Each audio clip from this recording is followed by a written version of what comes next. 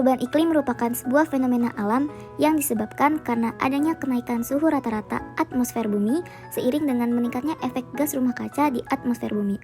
Berdasarkan data BMKG, didapatkan hasil terjadinya peningkatan suhu rata-rata positif sebesar 0,4 derajat Celcius pada bulan Mei 2023, yang sebelumnya 27 derajat Celcius pada bulan Mei periode 1991 hingga 2020 menjadi 27,4 derajat Celcius pada bulan Mei 2023.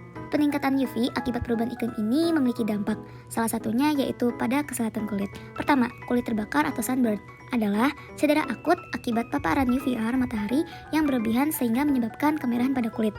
Kedua, photoaging adalah kondisi di mana kulit mengalami penuaan dini, ditandai dengan kekeringan, kerutan yang dalam, alur kulit yang menonjol, kulit menjadi kendur, kehilangan elastisitas, pigmentasi berbintik-bintik, dan telangiectasia. Yang ketiga, kanker kulit non-melanoma adalah kanker manusia yang paling umum. Penyebab yang paling utama dari kanker ini adalah paparan kronis sinar UVA dari matahari. Apabila total ozon kehilangan 1%, maka akan menyebabkan peningkatan kasus kanker kulit sebesar 3-5%. Sinar UV atau sinar ultraviolet dibagi menjadi 3, yaitu UVA, UVB, dan UVC. Yang pertama itu ada UVA. UVA ini memiliki panjang gelombang 320 hingga 400 nanometer. UVA dapat menyebabkan kulit menjadi gelap dikarenakan adanya penetrasi sinar yang masuk ke dalam dermis, sehingga terjadi penuaan dini pada kulit. Yang kedua ada UVB. UVB ini memiliki panjang gelombang 290 hingga 320 nanometer. UVB dapat menyebabkan kanker kulit. Yang ketiga ada UVC. UVC memiliki panjang gelombang 200 hingga 290 nanometer. UVC dapat menyebabkan adanya kerusakan molekul DNA dengan menembus ke dalam kulit dari 60 hingga 80 nanometer.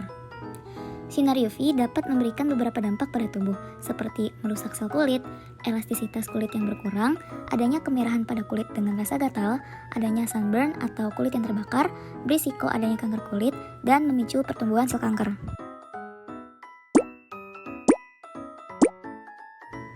Selanjutnya ada definisi sunscreen. Sunscreen merupakan salah satu produk yang dapat melindungi kulit dari paparan sinar UV. Dalam sunscreen terdapat SPF atau Sun Protection Factor, yaitu suatu tanda lamanya sunscreen dalam melindungi kulit akibat paparan sinar UV. SPF ini dibagi menjadi 3, yaitu sunscreen dengan SPF 2 hingga 12, yang artinya dapat memberikan perlindungan minimal. Lalu ada sunscreen dengan SPF 12 hingga 30, yang artinya dapat memberikan perlindungan yang sedang.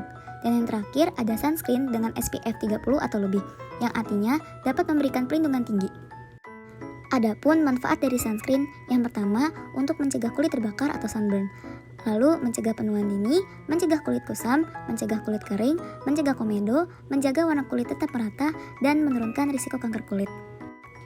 Sunscreen terdapat dalam berbagai bentuk seperti krim, lotion, gel, salep, dan semprotan atau spray.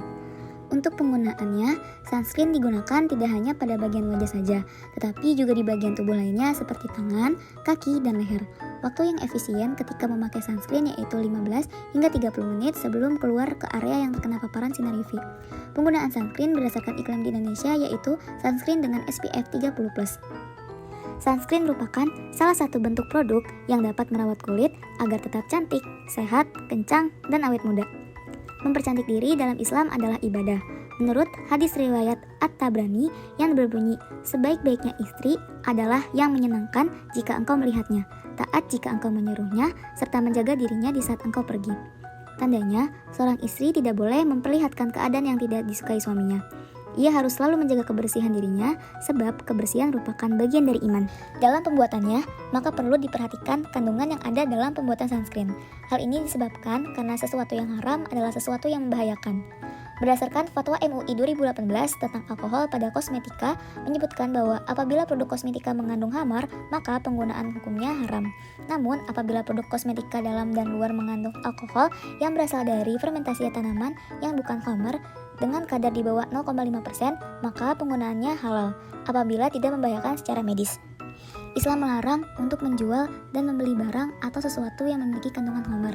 Al-Hafiz Ibn Rajab Al-Hanbali rahimahullah ta'ala mengatakan dari Jabir bin Abdillah radhiyallahu anhu bahwasannya beliau telah mendengar Nabi Shallallahu alaihi wasallam pada tahun penaklukan Mekah ketika beliau masih berada di Mekah, di mana beliau memikirkan sesungguhnya Allah dan Rasulnya telah mengharamkan jual beli khamar, bangkai, babi dan berhala. Lalu beliau bertanya, "Wahai Rasulullah, bagaimana pendapatmu dengan lemak bangkai? Karena ia dapat digunakan untuk mengecat perahu, mengolesi kulit, dan orang-orang menjadikannya sebagai lampu minyak." Rasulullah menjawab, "Tidak boleh digunakan sama sekali, karena ia tetap haram." Berdasarkan hadis riwayat Bukhari dan Muslim.